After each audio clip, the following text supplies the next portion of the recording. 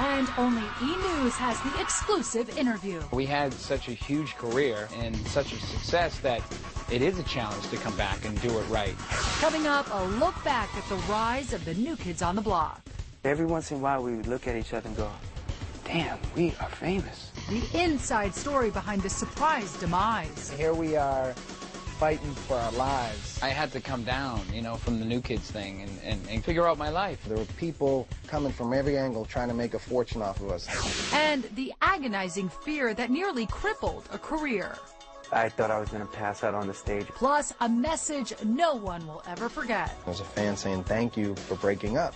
Then, the song that sparked the reunion. I instantly thought this music was right for us, the New Kids. And only we've got Donnie's show-stopping moment with a devoted fan. This is an E! News special. New Kids on the Block, together again. Hi, I'm Juliana Rancic. In 1987, a Boston boy band racked up their 7th #1 hit in a year. Just 7 years later, they were gone. It was a heartbreaker for the fans, but now they've returned. Perhaps you've heard of the New Kids on the Block. It's a quiet Saturday on LA's Sunset Boulevard.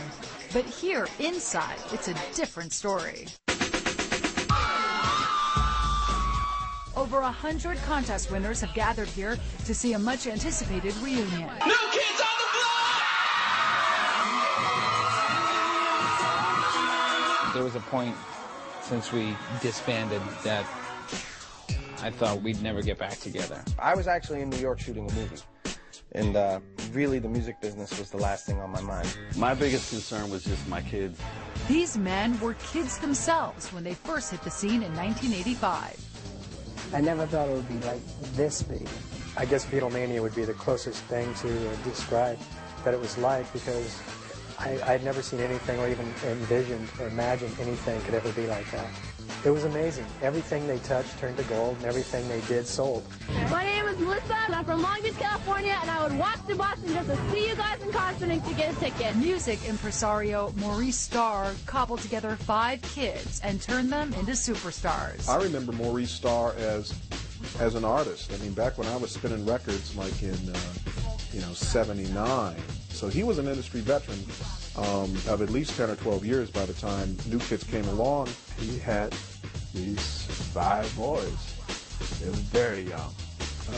Joe McIntyre, Danny Wood, and Sonny Wahlberg, and Jordan Knight. We'd go to school during the day. After school, we'd rehearse either at Maurice's studio or in my basement. And I remember the first time they played in Minneapolis, they played at a place called the Met Center, which was an old hockey arena. And I'm telling you, I've never heard screams at that pitch before. In 1989, the kids scored their first #1 hit, I'll Be Loving You Forever. Their concert tours sold out, and fans followed the boys' every move. If at night you turned on a light, the hundreds of girls outside, sleeping outside the hotel, would scream and wake up the whole hotel. I would wait up 3 weeks in a row in order to get tickets to your concert because I love you the best. You are #1 to me. I love you, and that's all. I will be there for you and all of the New Kids on the block. I love you, Jordan Knight. And it was pandemonium. Every once in a while we would look at each other and go, damn, we are famous. In the late 80s and early 90s, New Kids on the Block sold over 60 million albums. Their fans ate up every poster and T-shirt in sight. Lunch boxes, pillowcases, toilet paper, bed sheets, cartoons. The merchandising, no question, got out of hand. And believe me, we were frustrated on some of the things we saw. But by then it was too late. And then it ended. The group disbanded in 1994. Their fans would never forget them.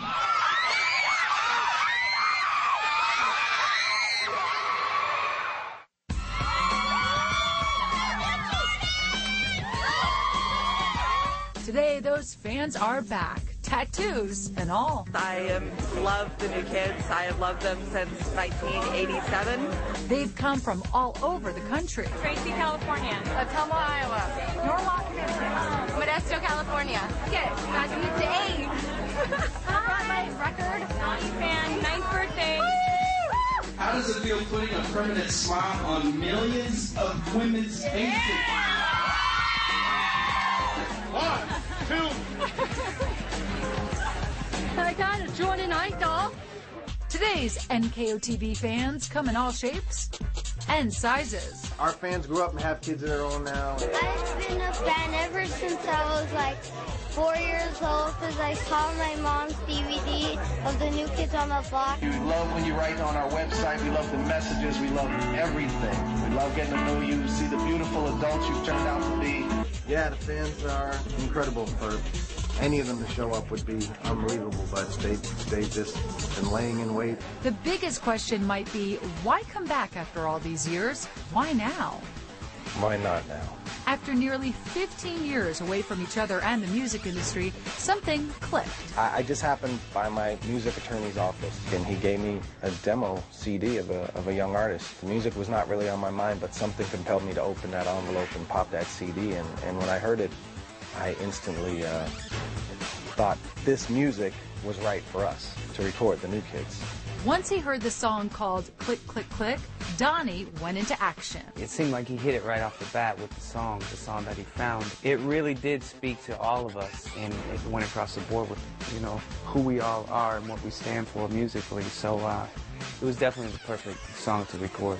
But the New Kids are kids no more. They have new lives and families of their own.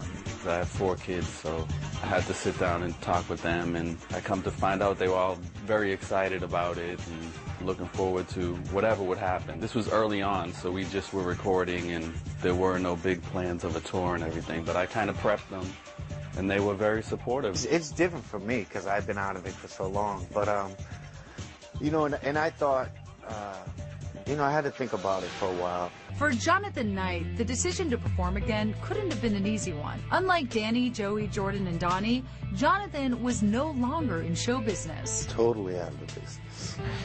And since the group's inception, Jonathan suffered from stage fright, as he revealed here in this 2001 interview. I have wicked bad anxieties. It is so bad. I've had it ever since I was a kid. I was just filled with so much anxiety, and I thought I was going to pass out on the stage right then and there. Getting back into it, everything just fell right back in place. So it was a different transition, but an easy transition. Every one of those efforts to reunite us was really for someone else. It was for someone else's agenda. It was to serve somebody else's TV special, or, to fatten someone else's pockets, or it was always for something that didn't really take us into consideration. I really, really, really think we are better now. We are better as entertainers and as dancers. If you look at small videos, we were like spazzes. We had such a huge career and such a success that it is a challenge to come back and do it right. Coming up, the New Kids get back together. The video that tells the story. Plus, a behind-the-scenes look at the real text message that never made the cut. I was supposed to say it's time. There was a glitch. Then the boys go their separate ways. The real story behind the split. I was actually pretty happy. And why they stayed apart for 15 years. Couldn't all 5 be in the same spot at once. Couldn't do that. Couldn't let that happen. And later, the fans speak out. I got a letter in a card that was addressed to all of us in Germany. It was a fan saying, "Thank you for breaking up."